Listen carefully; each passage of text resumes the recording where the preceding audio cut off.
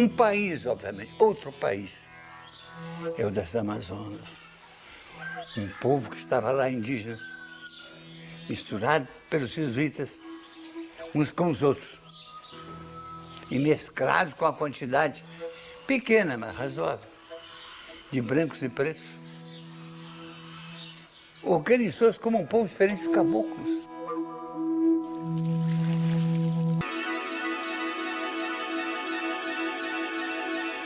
A Amazônia é uma beleza incomparável. Só nós temos. Nós e alguns países vizinhos. É aquela extensão imensa. É o que eu chamo de Jardim da Terra.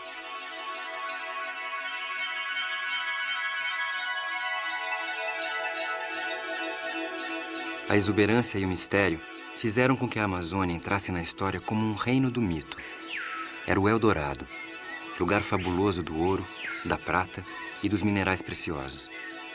Era o espaço das lendárias mulheres guerreiras, as Amazonas, de gigantes, anões, homens com pés voltados para trás, de drogas e plantas fantásticas.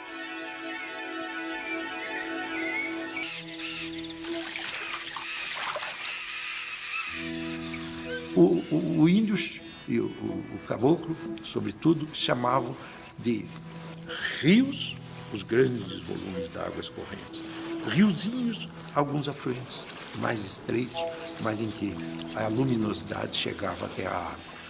E aqueles riachos que decolam as florestas e às vezes até são escondidos pelas copas das árvores e que servem de trânsito para canoas, o índio desde cedo chamou de Igarapé, ou seja, o caminho da canoa.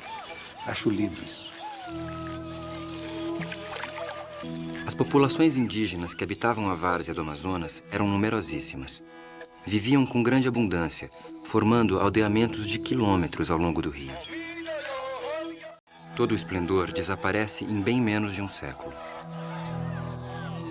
Os europeus, quando se expandiram como uma praga que matava, que dilacerava, que esfacelava e, sobretudo, que apodrecia, porque levava no corpo suas porcarias, suas pestes, como sarampo, bexiga, cárie dentária que esses povos não tinham, cachumba, tanta doença a mais, gripe. E cada uma dessas doenças matava um grande número de pessoas. Transformados em objeto de caça para os colonos brasileiros e portugueses, ou para os jesuítas, franciscanos e carmelitas, feitos escravos para a coleta das drogas do sertão, os índios foram, aos poucos, dizimados. Ao longo de 5 séculos, no Brasil caboclo surgiu e se multiplicou uma vasta população de gentes destribalizadas, deculturadas e mestiçadas, que é o fruto e a vítima principal da invasão europeia. Somam hoje mais de 3 milhões aqueles que conservam sua cultura adaptativa original de povos da floresta. No curso de um processo de transfiguração étnica, eles se converteram em índios genéricos, sem língua nem cultura próprias e sem identidade cultural específica. A eles se juntaram mais tarde grandes massas de mestiços, gestados por brancos e mulheres indígenas, que também não sendo índios, nem chegando a serem europeus e falando tupi, se dissolveram na condição de caboclos. O que se forma na Amazônia é uma nova realidade humana e cultural.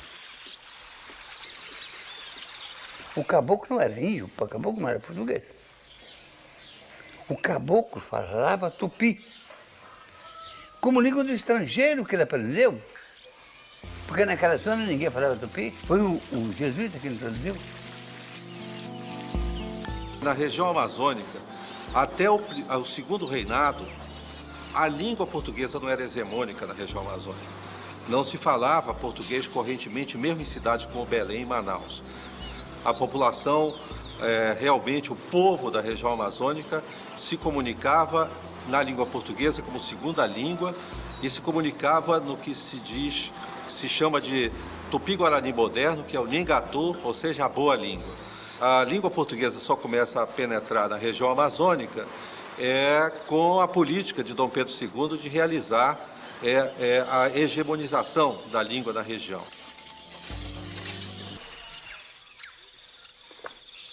A partir de 1880, a Amazônia é inserida num novo contexto econômico internacional. A região atravessa um período de florescimento econômico. O ciclo inseriu cidades como Manaus, que foi a capital mundial da borracha, no contexto internacional, na política nacional, e reforçou Belém como grande capital da região amazônica.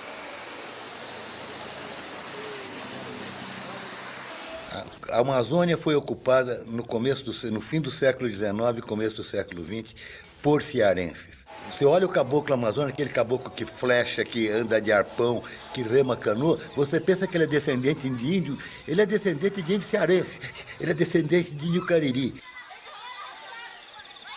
Para quem sabe ver, é linda a penetração do nordestino na Amazônia, porque ele virou um outro homem. Ele virou um homem da mata, ele virou um homem do rio, e todos continuam se chamando Raimundo, né?